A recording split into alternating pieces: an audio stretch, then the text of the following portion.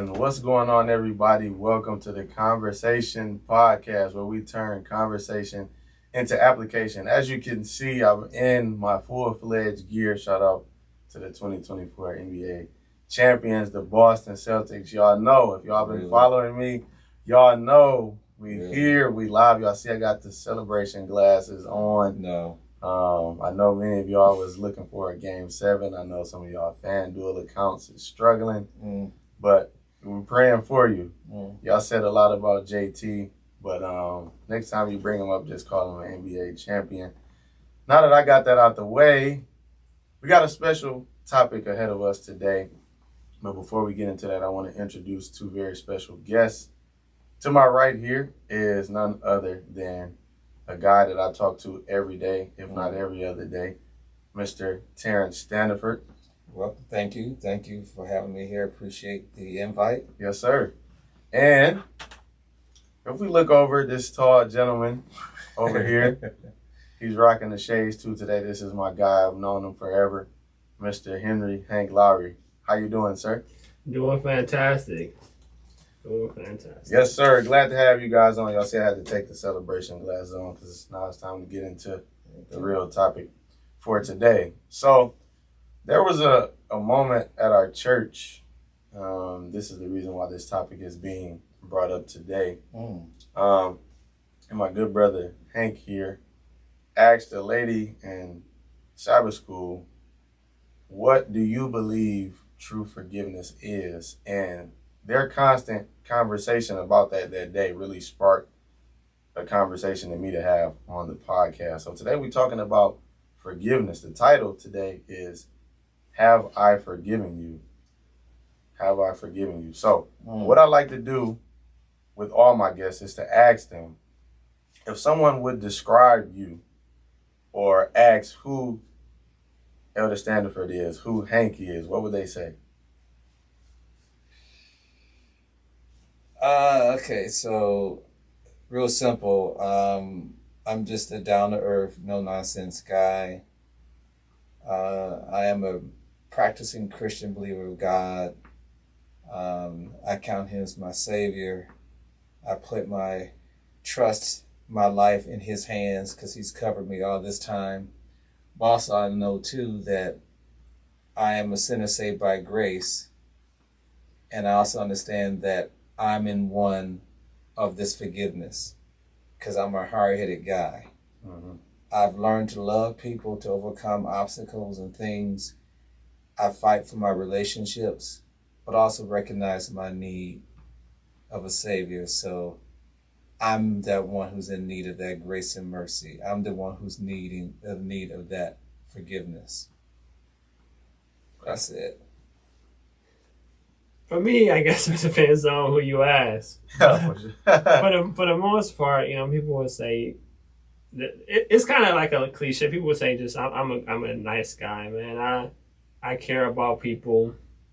I try to do what's best for other people and help people when I can. Yeah. I hang around people in good settings. Sometimes I'm not so extroverted if it gets too many people. I keep to myself. But I'd say that's just how people would describe me. I'm also a practicing Christian, so I live my life, by those virtues each and every single day.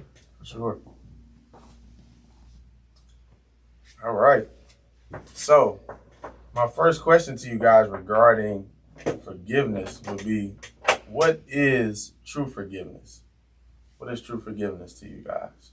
What does that look like?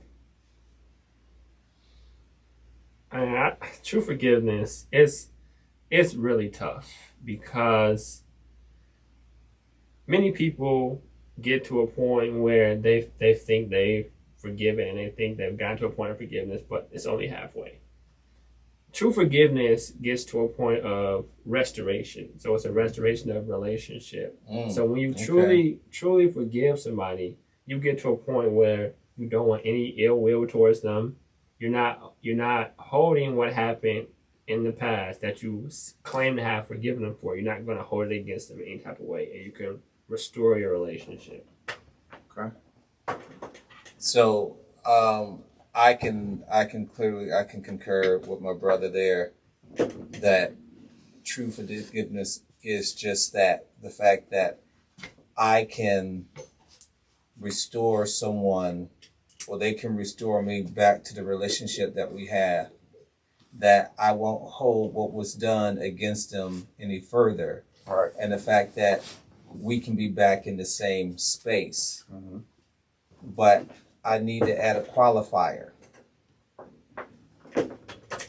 It may not be, depending upon what was done, it may not be that the relationship will have the same benefits. Mm-hmm. Because the thing that we fail to realize is that when we hurt someone or someone hurts us, it's more than just that hurt. I like the way one author put it. It's actually vandalism. It's because now if my brother here said, "Hey, I'm loaning you $200 because I asked him for it," he said, "When can you get it back?" I said, "Well, I can get it back to you in a week." And a week come, he said, "Hey, Terrence, what's up?" And I'm turning away from him because I don't have his money. Another week goes, I don't even call the guy anymore. Like, I was banging his phone when I was in need, but all of a sudden I'm barely talking to him. Every time he's around me, I turn away from him. So all of a sudden now he's feeling some type of way because I didn't return his money. But more importantly, even when I finally get him the money, the fact that I walked away or I turned away, it is creating now a distrust. I can't talk to him. I don't want to deal with him. It's more than just the fact that I didn't return the money. It is a broken trust. As you mentioned, the broken relationship comes into play. And so to truly say, I've truly forgiven, it is extremely hard because we expect forgiveness to happen in a minute. And in some instances, it takes some days, some weeks, some months, and for some people, some years. And so that's where true forgiveness is a hard thing to go through. Yeah. And I want to touch on something that you kind of hinted at that I feel like for me has been a journey about the relationship with somebody not being the same. Like, you can go through the cycle or the process of forgiveness, but things may not be the same. And sometimes I'm in my head about stuff like that because I feel like I'm the type of person that, I can forgive you, but as you said, it won't be the same. But I think I carry it in a different way as far as like, I'll be cordial to you, I'll speak to you, but I won't be so quick to hang out with you. And sometimes as a Christian, I feel bad because I feel like there's this narrative going around like, yes, we have to have a standard in how we live our lives. But I think a lot of times what I'm, back and forth with is like, do I really have to be around this person? Like, I've forgiven them. I'm good. I don't have any ill will against them. I still want them to be successful, but it's like, because of what has happened, I'm not going to hold it against you, but we'd be lying if we say we don't think about it, or it's like, well, I don't want this to happen again, or the possibility of it. So that's something that I feel like for me, I definitely kind of, think about often with that, because it's like, we're good now. Like, I've forgiven you, you've forgiven me if need be, we can go our way. So like, how do y'all feel about that when it comes to that? Like, how is that right? Are you wrong for that? So I like to make an analogy, because like you was alluding to, like, you want to forgive, but you don't want to be foolish. So let's say you had a friend, like you were best friends, y'all hung out, almost every single day, and they were into investing money. So one time you're like, oh, well, I'm going to give you $10,000 to invest my money, and then they lose all your money. Now you were upset that they lost you $10,000. Right. But if you're going to forgive them, now you get to the point back in your relationship where we're still hanging out every day, but I'm not going to give you money to invest again Right. because that did not work out. It's not because I don't forgive you. It's just because I understand that that's not going to work out for us with that part of our relationship. It doesn't make any sense for me. But I'm not going to be mad or make us stop hanging out because you lost me $10,000. That's a lot of money. Like, I could be mad about it. Like, well, I'm not going to hang out with somebody that lost me that much money. That's not, that's not forgiving. I'm like, well, I forgive him, but I'm just not going to hang out with him anymore. that's not really forgiving them, but you have to be prudent and understanding. So I'll say this too, and I like the analogy that you use. I think the aspect about forgiveness that we forget, too, is the fact that if I'm the predator, if I'm the one who caused you pain, and you forgive me, I also must recognize, based upon what I've done to you, I got to give you space to heal from that, because the wherever wrong I did to someone, I have wounded them. Mm-hmm. And depending upon how bad of them, the wound can be very deep. Right. So in order for the relationship to be restored back to where it was, or as close as possible to where it was, at times you gotta allow people to heal and to overcome that. Yeah. Because we always say forgive and forget. Right. The brain is not built to forget. It has a memory storage on purpose. And so to your analogies of the $10,000, yeah, we can come back together as bros and hang out, but maybe I need to realize for me, which is not your fault. It's an investment. Investments, you can win or I can lose. So my reason for not investing 10 grand in you again, or any amount of money with you again, because I can't afford to suffer that loss. Right. That's necessarily on you, but it's on me, because a lot of times in certain things that when things happen, we need to look at what role did I play in the hurt. Mm-hmm. I could be absolutely have no role in it at all, but still, in your analogy, I may need to understand that's too much money. I can't risk that, and because of the risk, I can't afford to invest with anybody, because I just can't afford to take that risk. But we need to look at the entire picture. But ultimately, forgiveness does mean too, I gotta require the person who I've hurt, allow them time to heal. Yeah, sure. And I think it goes back, and I've probably said this a million times. Shout out to my guy Cleveland for giving me this free game. It's helped me so much. But regarding the analogy of the $10,000 and the relationship post forgiveness, he said something to me like, because I asked him, I'm like, how do you decipher your different relationships with people? And he said you have to define and align your different relationships, meaning that I know I can call Hank for some stuff related to church. I know I can call Hank about some stuff related to basketball, but there's some stuff that I may call you about that I wouldn't call Hank about. It's not that we're not close. It's just I'm putting people in their proper place. And it's not some people will hear that and say, well, your relationship with Elder Standifer is greater than Henry's, or he's above Hank. No, I just know the people that I can call when I want to go play basketball. I know the people that when I was in college I could go study with. You're putting everybody in their proper place, so you don't take the relationship out of context, because you have a certain extent of a relationship with people. Like, sometimes I think what happens is we put people on a pedestal, and the moment they mess up, we disappointed. But it's like, and it's sad to say this because I was thinking about this on my way over here. Like, it's certain people that I wouldn't call for certain things because I know it's always going to be something like, man, you know how I joke a lot of times when we had meetings like, well, I got to go to my granddaughter's baby. I got to go to her birthday. I got to go. It's always something. So it's like, some people may see that as offensive. It's like, well, granted, I wouldn't go and tell somebody like I didn't call you because you're unreliable. Like, that'd be kind of crazy. But in essence, with a lot of people, it's like I didn't call you because I know the type of relationship we have.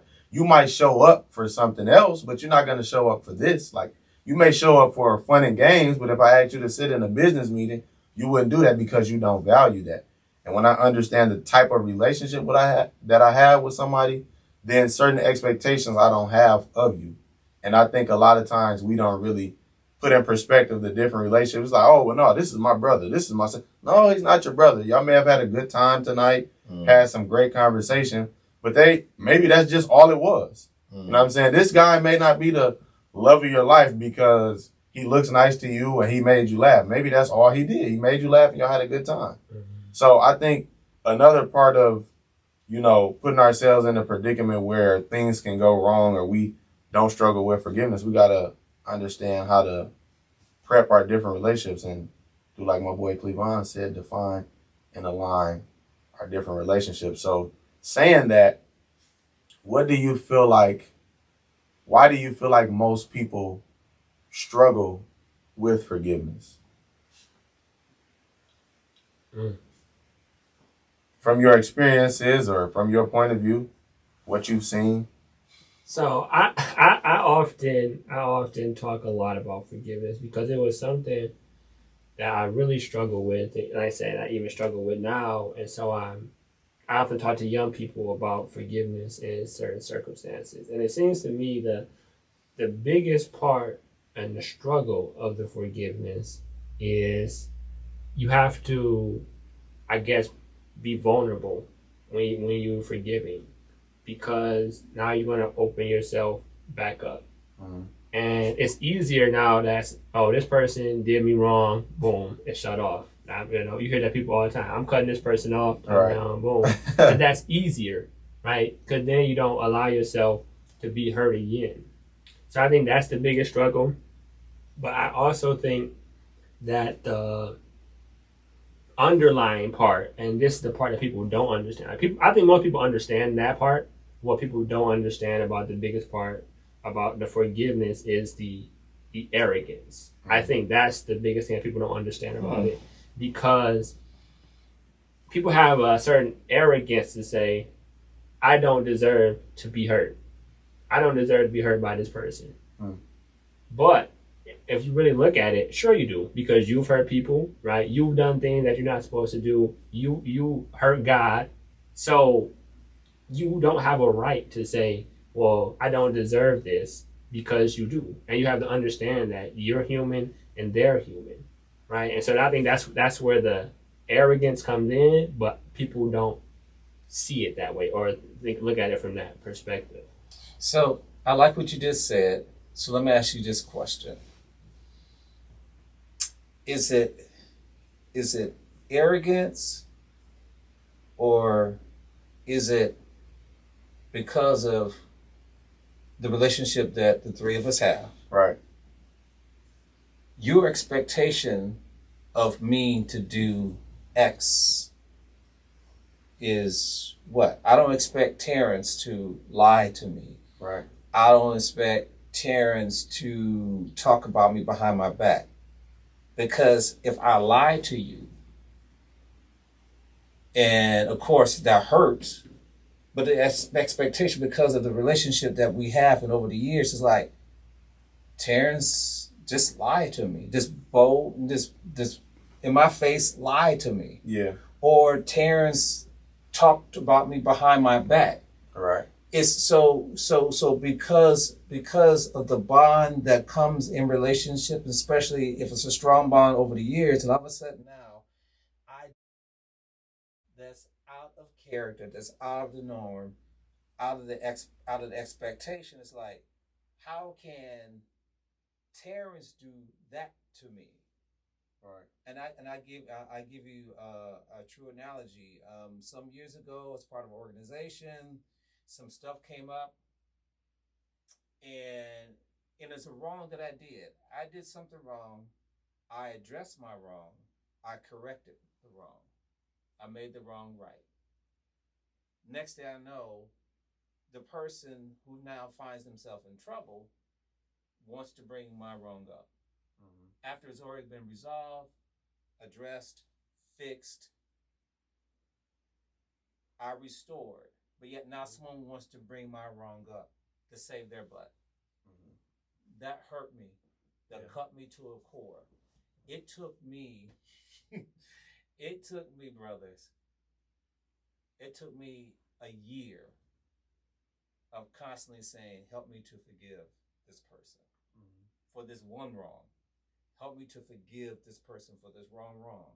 And back to the point of when I was able to come in their presence and forgive them, I still had that vandalism was still there. I still don't trust myself with them because of what they were capable of doing. Mm-hmm. Because the expectation is like, well, hey, you're a follower of Christ. I'm a follower of Christ. There was a wrong that I did. I admitted it, corrected it, restored it. We moved forward. But now you want to throw me on the bus because you now in some mess, Right. and so that. But that's not true. They didn't forgive you for the incident or whatever it was. Yeah, but here's the crazy thing though. It's I don't think they didn't forgive me. It's the fact that they wanted to throw the put the spotlight on me to take it off of them. And so what's interesting, because we're talking from a Christian perspective, right? Yeah. Right. So God doesn't qualify what we don't have to forgive. Right. He doesn't put a qualifier that said, well, you have to forgive this, and this. But if someone does this to you, you don't have to forgive it. If someone does this to you, you don't have to forgive it. And so each of us, I'm pretty sure, can say there was some stuff that someone has done to us, like, snap, man, you went way too far.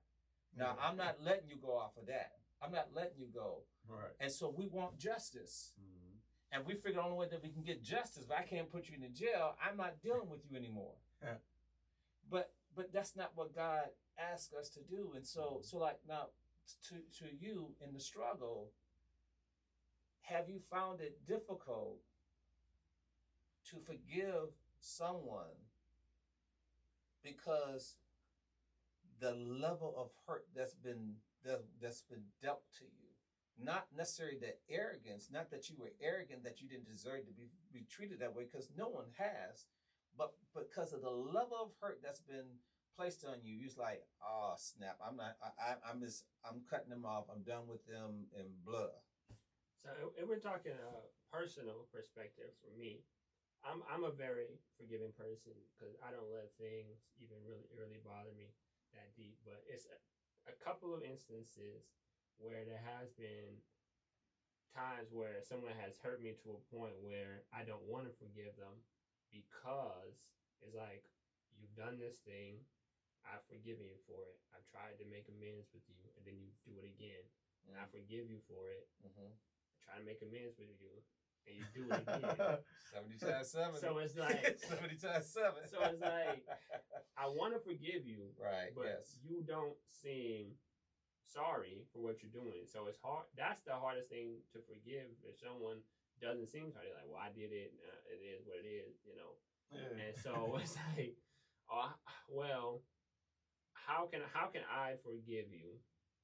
How can I forgive you when I know what it means to forgive, right? What it means to forgive is to get that restoration. Mm-hmm. So when I try to get that restoration, it's going to break it again. So why even try to even go through this process when I know how it's going to end and I don't have any assurances or any inclination that it's going to change? That's where I've had the hardest time personally.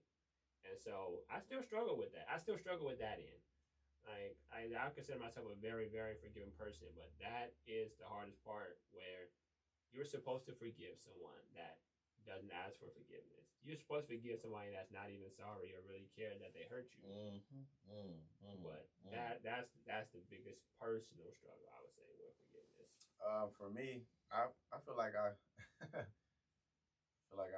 would definitely say the same for myself. I forgive people easily because me, like you, man. Sometimes I had to stop myself because I'm like, should I be tripping off that? Because sometimes I'm like, am I going crazy? Like, because certain stuff that people may be like, why are you not upset about that? I'm just like, it is what it is. Like, I mean, it happens.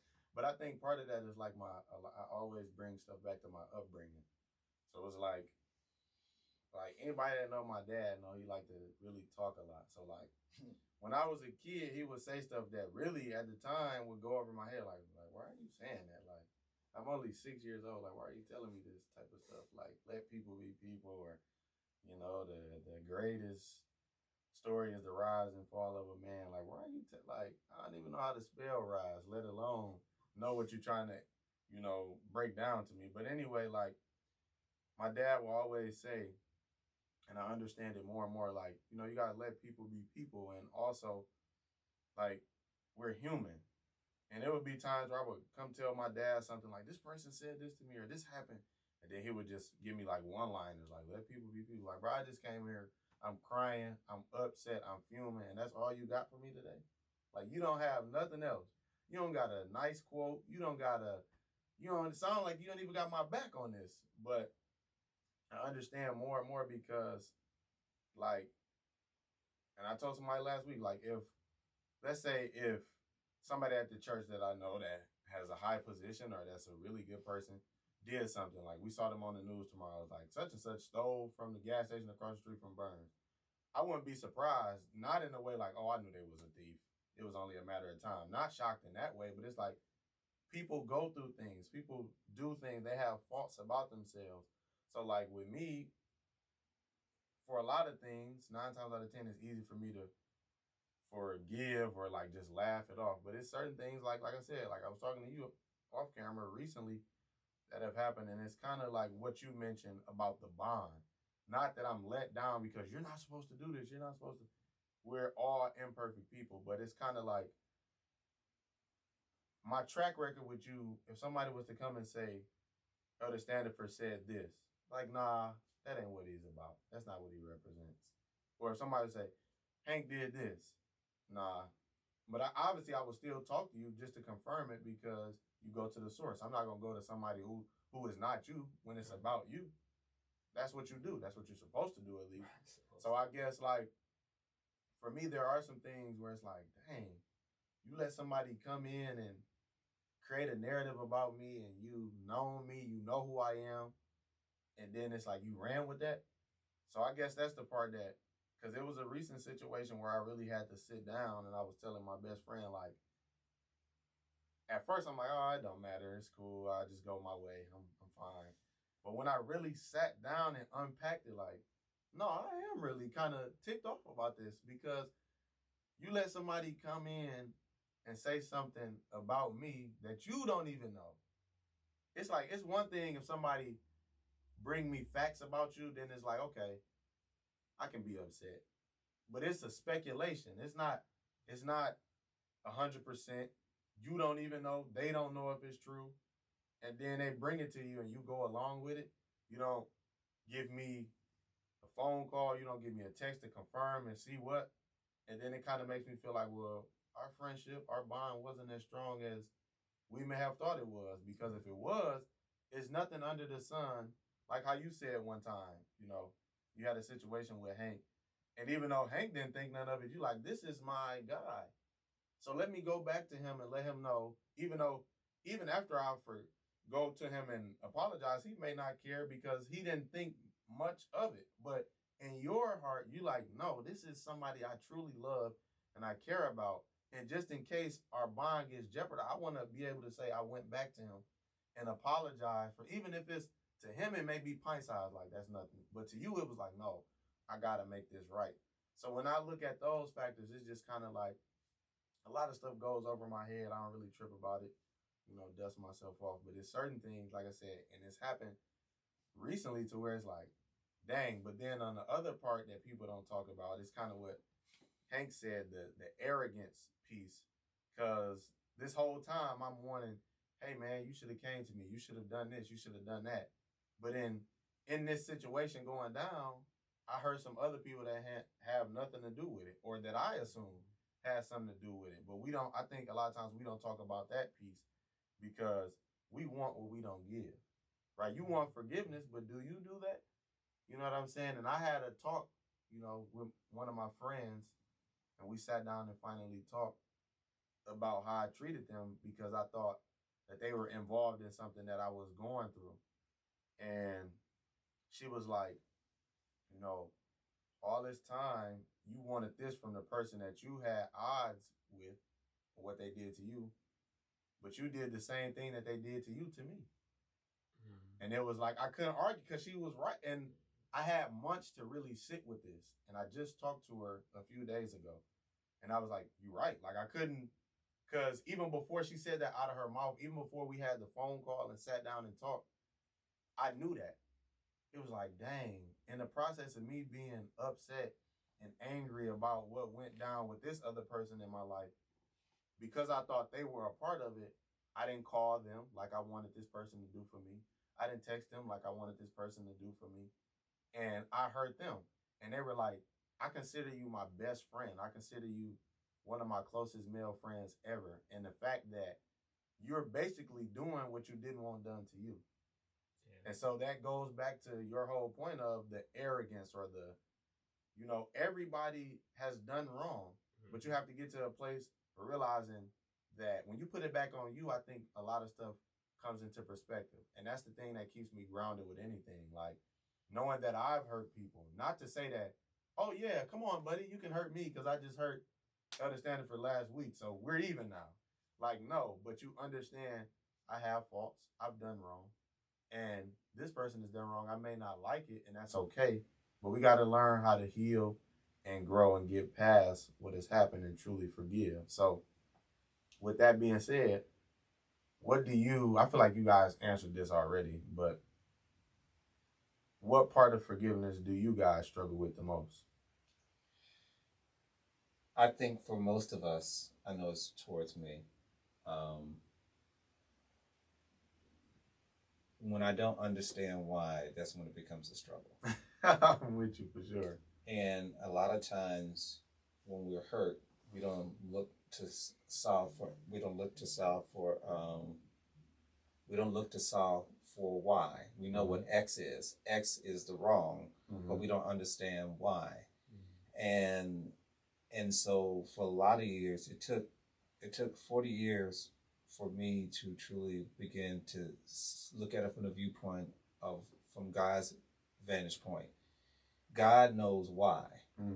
And so he's able and willing to forgive when we say, hey, God, my bad. Will you cover me? I got you covered. When, again, your confession is sincere. But the thing is, a lot of times, X has happened to us or X has happened to me, and I didn't expect you to do that to me. And so now I want justice. And the only way that I can get justice or restoration is that I now need to do you harm. The way that I used to be built, if you cut me, I'm shooting you. I'm serious. Like, you trip me, I'm running you over with a car because I want to make sure you feel the same pain that I did. Yeah. I used to scheme on people, and it used to be, and even to this day, sometimes it's like when someone has cut me, I'm replaying that act over and over and over again. It's like, how can I get back at them? What can I do to them to make them feel pain? And all of a sudden, it's like God is telling me, do you understand what they did and why they did it? It was a long lesson, a 58-year lesson I had to learn even about my father, who passed away a couple of years ago. We begin to connect more and begin to grow closer. We begin to have these father and son conversations that I was looking for many years that never happened. All of a sudden, they started to come, and I grew bitter. Because I said, and I didn't say this out loud to him, but it's like, oh, we having these conversations now? Now we having these conversations that I needed a long time ago that wasn't there. And then God showed me after his passing, I was just looking at some pictures and stuff like that.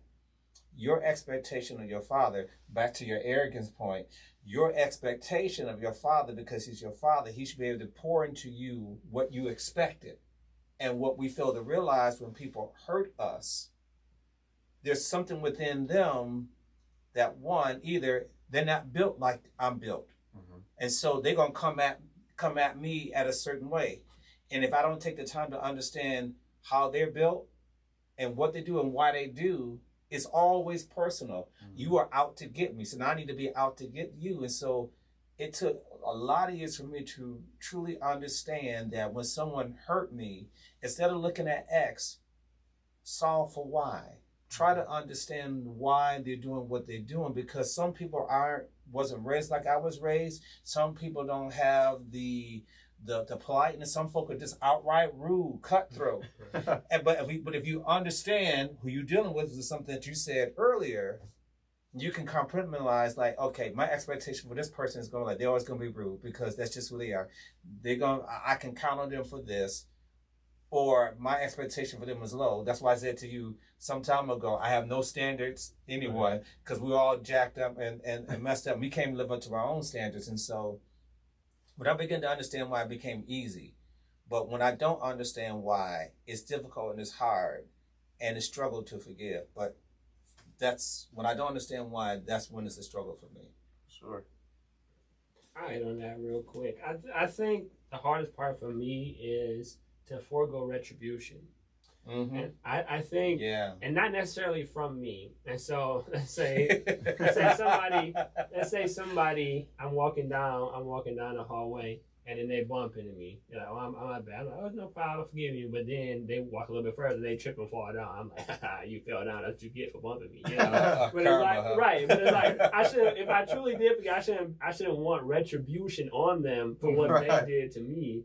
But I'm kind of happy about it that it happened anyway, and I think that's the hardest part. I need, when you forgive somebody, you don't want anything bad to happen to them as a result of what they did, but you only want good for them. Yeah. Still, right? That's the hardest part. So let me ask y'all this question. Especially, you brought up something in one of your analogies of where the person does X to you. Okay.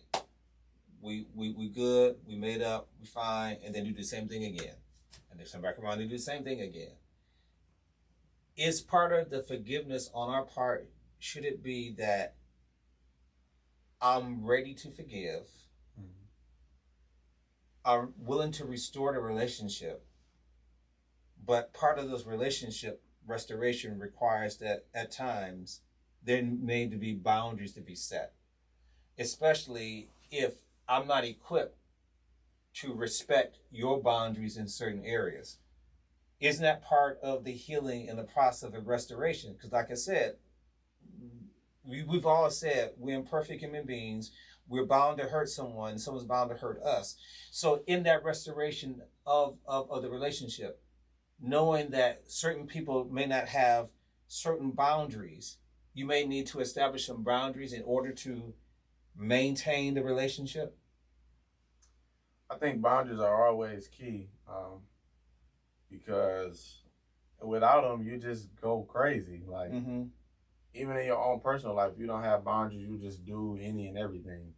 So it's like when you I guess I can relate this to like romantic relationships. It's like, okay, if you have a certain goal in mind, right, there's certain things that you can't do after hours, and I'm sure we know what that is. You know what I'm saying? So it's like, maybe I'll pick her up at 7, have her home by 8. You know what I'm saying? Even at our grown age. Right. But because there's a level of respect and a boundary that you don't want to cross, because things may get hot, things may get crazy. So I think in all friendships, but I can even speak from personal experience, like with friends, like back then in high school, even in high school, I knew the word boundaries and I knew what it stood for, but I wasn't practicing them because I fully didn't understand what boundaries really were and how they could protect you, right, from certain things. So when I got to college, when I got older, and even recently, it's like, no, I got to put this up because I'm not gonna, not to say that people, because you can have boundaries up and people still cross them. Like, it's not like you put a boundary up and they got to put in a code, like, okay, let me put in this code for Hendry's boundaries and I'm in, and I can just start disrespecting them. It's like, you can tell somebody like, yo, I don't like when you bump into me, and somebody gonna bump into you the next day, or like, I don't like when you curse at me, and you get cursed out. Like, bro, I just told you I don't like being cursed at. I just told you these things that I don't want. But a lot of times when you set boundaries, you see, I saw a post the other day, it's like, you the weird one when people can't play with you. So it's like, now I'm weird, now I'm all of these things because I have boundaries in place. So what you basically telling me is, before I had the boundaries, I was the cool guy because I could let you do whatever you wanted to me. But what was okay yesterday is not okay today. Now I'm lame, now I'm weird. But it's like, dang, it's so crazy that, like, I always am fascinated with this. Like, when you start making healthy changes to your life and having boundaries, people like got an issue with you. Like, why you Why you different? Like, why you go to sleep on time? Why you go to work? Why, like, it's like people legit look at you like when you start making healthy, you're like, why you always in the gym? Like, so I can be healthy and not die? Like, that's the goal. Right. But it's so crazy because boundaries are definitely needed, because if you don't have them, people feel like they can walk all over you. And I think it goes back to what I said about defining and aligning the different relationships. So if I know that you're my best friend, there's certain boundaries that come with that. If I know you just my acquaintance, no, you can't spend the night at my house because we just high and by. If I just hang out with you only on the basketball court, then that's it. Now, that's not to say that later down the line that can't change, but we have rules and guidelines to each and every relationship. And I think when people make those boundaries and those establishments to those different relationships, the boundaries are, able to work. I agree that boundaries are important, but I will also say you have to be careful, because a lot of times people will say, well, I'm setting boundaries, but it's really you putting up walls.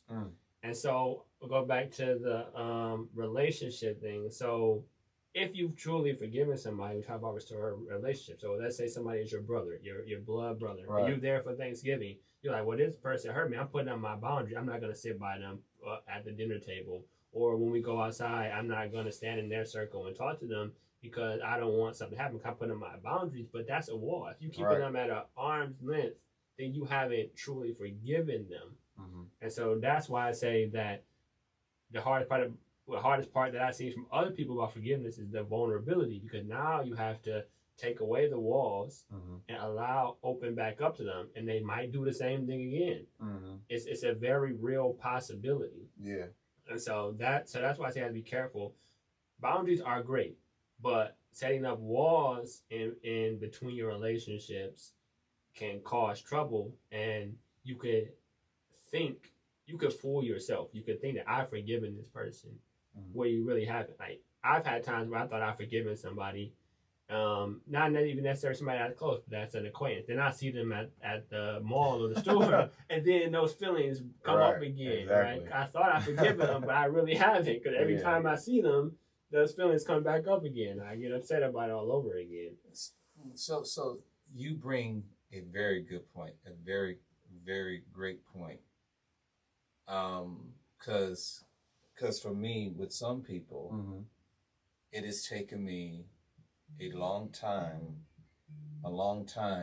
to forgive someone. A very long time to forgive someone.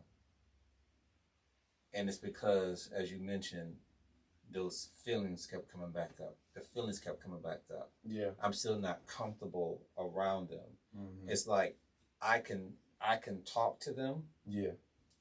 I can be in their presence for a few minutes, and then that uncomfortable feeling comes up because I'm still remembering of what transpired. And so I have to walk away from them. Or if I see them coming from a distance and, I'm still the victim, they're the predator, I may say, hey, what's up? And then it's like I'm going the other way because I still can't be in their presence. Yeah. And so I agree completely with what you're saying, that making sure that the boundaries don't become walls, because in some instances I have set boundaries because I know that in this case here, you're not in a position to manage that. Yeah. We've tried this before and you're not in a position to manage that. Or in some instances, like I say, in the instance of money, and someone said, hey, Terrence, can I borrow blah, blah, blah. Instead of setting up the expectation to be hurt, I just simply say, here you go, don't worry about it. Yeah. I take away, I take away that person's ability to hurt me by removing the expectation of looking for that money to come back. I had some extra change. Here you go, take care. And that way, I'm no longer borrowing loaning money out. It's them say, hey, you needed some money, I gave it to you, we're good, we can keep it moving. Okay. And it removes the expectation of someone, or removes the chance of someone of hurting me in that aspect. But it's interesting that you said walls because, again, real life situation, the married couple and one of the spouses have an affair on the other. And that spouse says, I can forgive you, but because of the magnitude of what this has caused me, we can be friends again, but we won't be married again. Sheesh. Is that the wall? Is that a wall? Or is the mere fact, or is it the fact that the person on the receiving end of the hurt, the healing is going to take a while. And the trust is broken because, again, there's a consequence to our actions. And sometimes the consequence to the action is that we can be good friends, but this marriage is over. Because for me, you crossed the line that I can't overcome. Is that not true forgiveness? I think when you talk about is it the wall or not, I think it depends on the person. Because somebody could tell you, well, no, it's not a wall, it's a boundary. But only they know. Only them and God knows if it's a wall. It's like I was telling somebody the other day, like I know when I make a decision, I know why I'm doing what I'm doing, even if it's bad. Like I know why I'm trying to do this. I know why I'm about to say this. You if you in tune with yourself, you know yourself, you know why you're gonna make the move that you're gonna make 9 times out of 10. Yeah. But I think for some people it can be a wall because as Hank said, like you don't want to experience that again. Like who wants to get cheated on again in a marriage? Like it's one thing, and you know, for y'all that watch this, I'm not advocating cheating. Clear that up. If you're in a boyfriend and girlfriend relationship, I'm not saying go try it out. Don't give it a trial run. What I'm saying is this, like, it's one thing to get cheated on with your boyfriend and girlfriend, but when you have an affair in a marriage, then you're like, no, I don't want to know what that feels like, especially if you have kids. Like, every decision that we make doesn't just impact us. It impacts the people around us, the people involved. You know what I'm saying? This person that you had an affair with could probably just go on scot-free. They don't have to be in a relationship. They were just, you know, somebody to give you a quick fix. You know what I'm saying? So it's tough to say whether it's a wall or not. I think it depends on the person. Wow, we got dead silence. Because that's actually a tough question to think about. I could see both answers. I could see both sides of yes, it's forgiveness, or no, it's not forgiveness. When I look at it, I tend to lean more towards that it's not forgiveness.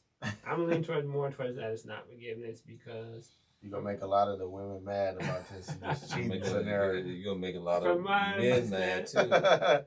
From my understanding, the forgiveness requires restoration. So you have to restore a relationship. Like for me, if I'm in a relationship and somebody cheats on me, it's like, well, I can't forgive that. So I'm going to change the nature of our relationship because I can't forgive that. That's not something that I can't. But I could. It's really tough. I don't really. It's like 51-49. Like I'm right on the fence about whether it is or isn't. I can't give a good answer to that honestly because that's a super tough question. I have to give it a lot more thought, like some days. So I would say this. I would say this. When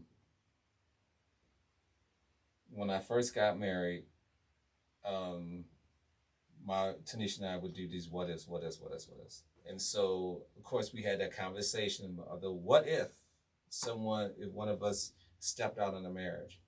And so Tanisha gave me some ground rules for her. She said it was a one-time thing, of oops, or whatever the case may be. And she said, I'm not giving you permission to go out there to do that. But she said that we can work through it. I can take you back.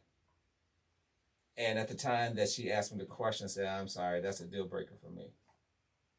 But I had to think about, and when I thought about why I gave that answer what I did, It goes back to me and how I'm cut and what my experiences have been and who I am as a person. At the time, in my brokenness, no, I couldn't take her back because I had trust issues. I had huge trust issues. I'm a lot more trusting person today, and throughout the years that we've been together, whatever the case may be, if she was to do it today, I will try to work that out. Going from a point of where I could not do it, at a point now that we've gone so far, depending upon how bad this thing was, we can try to work this out. But here's the thing that we need to realize, though. There are some things that whether we do to someone or someone does to us, it will come with a consequence. Yep. The consequence means that you're not being forgiving, because here's the forgiving part. I'm willing to come back to you. I'm willing to be in the same space again.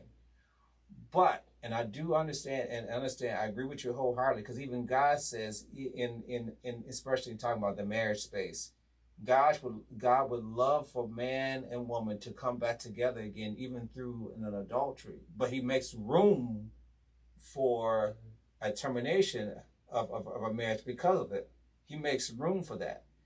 But we need to understand that, and this is where I said, in the forgiveness spot, especially if we are the criminal, if we're the perpetrator, we got to give people room to heal, to recover, depend upon how bad it is, because the restoration of this thing is crazy. So, like, for instance, do we think it's crazy for a family who was in court and they lost a family member?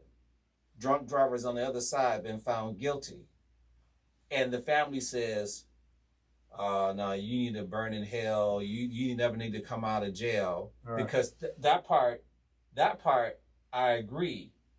There's no forgiveness there. But the world looks at the person crazy when when in the same courtroom. Cause I remember that one case, there was a police officer, I believe in Atlanta, went to the wrong house, killed this guy, had no business being in there in the first place, but ended up shooting the guy. Mm-hmm. And the family members stood up in court, said, "Judge, I want to say this to the person, to the cop who's been found guilty. I forgive you. I love you. I'm praying for you. I restore you." People on social media were like, "Oh, here we go. Here we go. Right. We're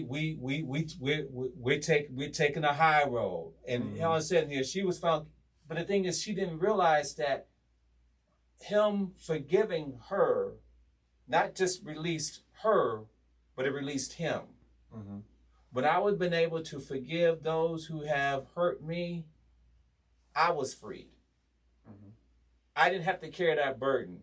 I didn't have to not be able to walk around. I was able to freely come in their space again because I want the relationship that bad. I'm willing to restore it. Mm-hmm. It may not be the same that it was because there's certain trust, but I need time to heal as well. Right.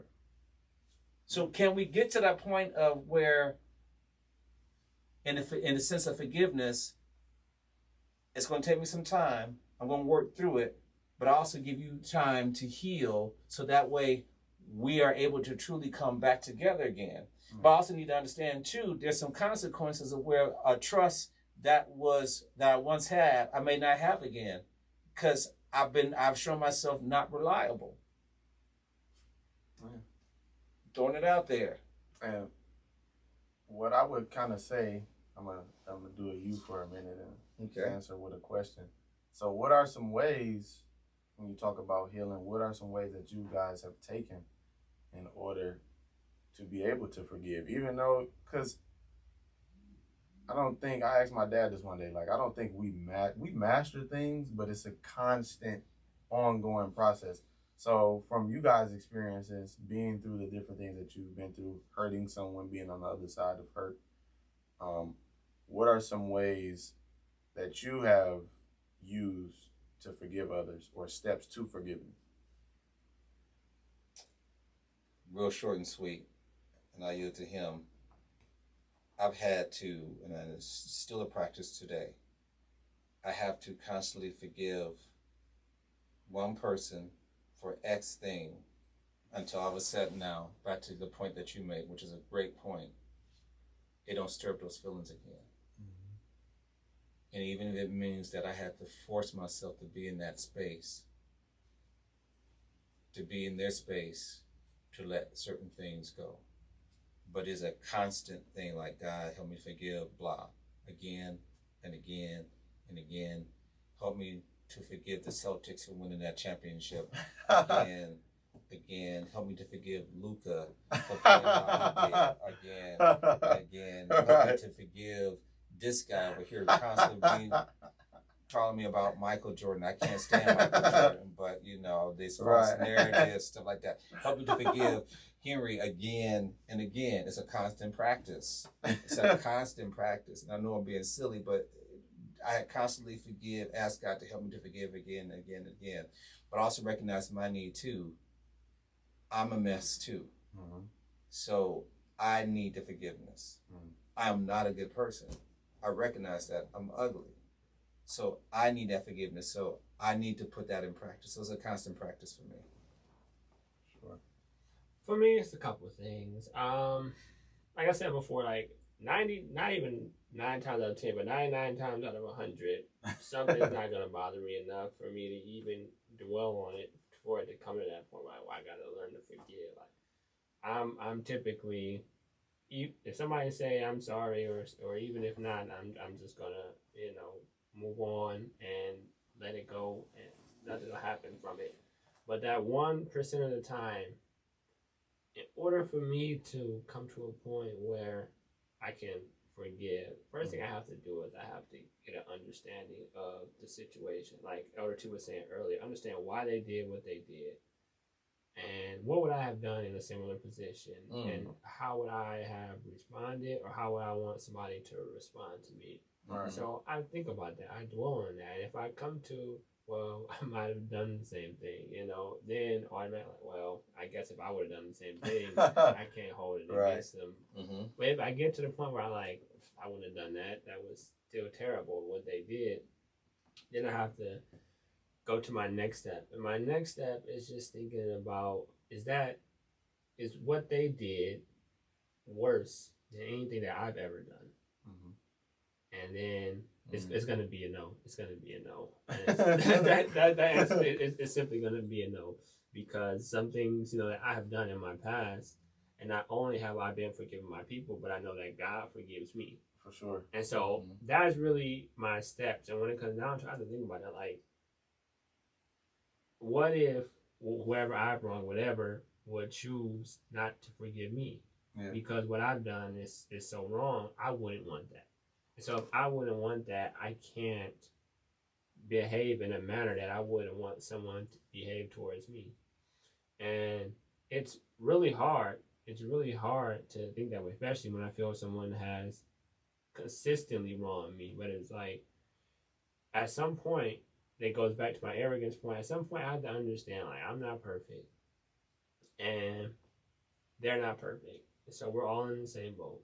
So if they say they're sorry for it, and even if I don't think that they mean it, and I've been, because there's been times people have said they're sorry, I'm like, I don't think they mean it, but I'm going to move on anyway. But even if they don't, I just still will use that 3-step process. And I'll get over 999 things out of 1,000. So that's funny how you say that. So are you already in the mindset to forgive even before you asked, or because I heard this one guy said this on this Christian show. So you really don't have to forgive anybody unless they ask you. I mean, that's what the scripture shows. In order for God to forgive, you got to ask, you got to confess your sins. God is automatically forgive. You got to, so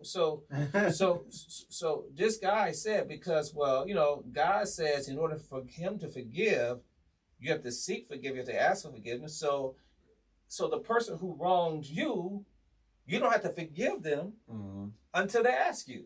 Well, so it's two things. Okay. One, that's not scripturally sound. You said it was a Christian thing. Okay. The Bible tells, somebody, if you have aught against them, you're supposed to go to them. Yeah. You go to them, right? Because you're upset about something they did, even if they haven't asked for forgiveness. So that's not scripturally sound, what he said. And then secondly, something you said earlier was the forgiveness is also for you. Right? It's for you to release. It takes too much energy and time to be upset about something all the time. That's what I try to tell people. Like that would really kind of help me and free me. It takes a lot of energy. Like if you see somebody and you mad about them, now you all tensed up, whatever, and you thinking about it, you dwelling on it.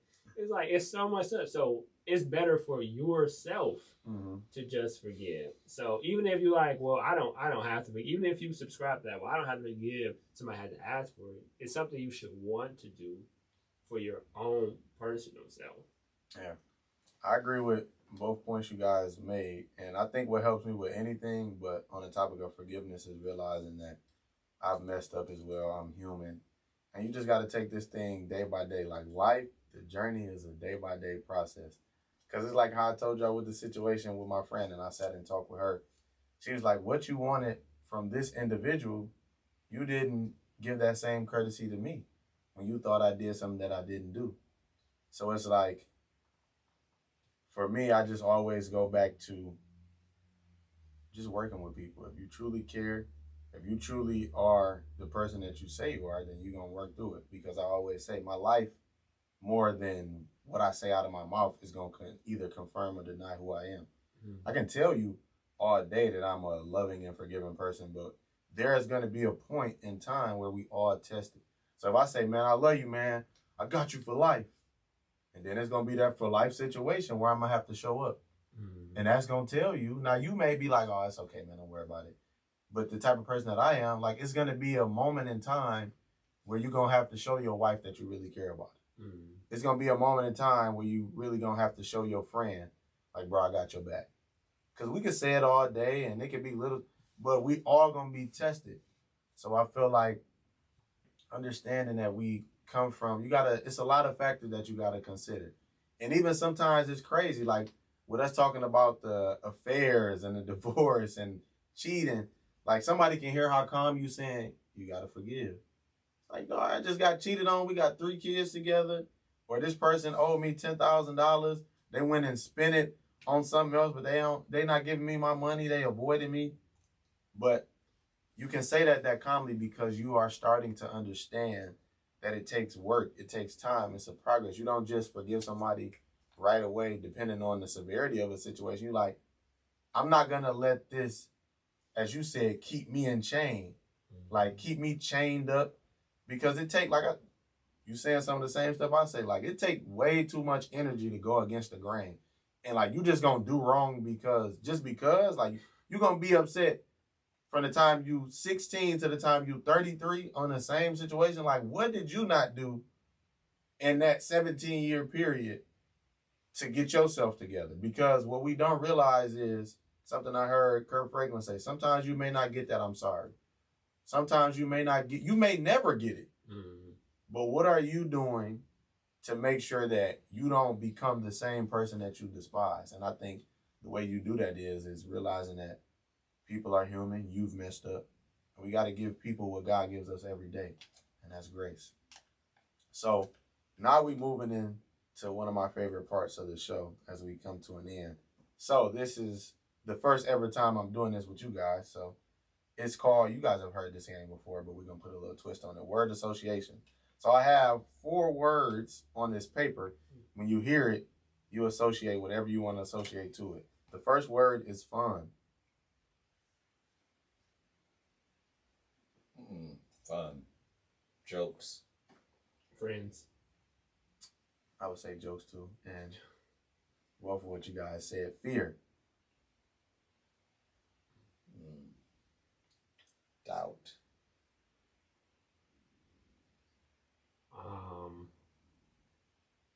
Darkness.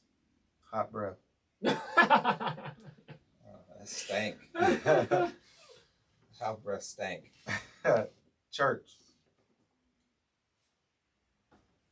Comfort. Family. Fellowship. And the last word, journey. Faith. Adventure. Life. Before we get out of here, guys, I always like to end with a quote. The quote says, one day or day one.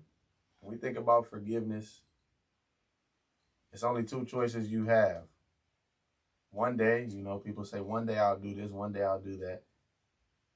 Or you can make today the day one that you start that forgiveness journey.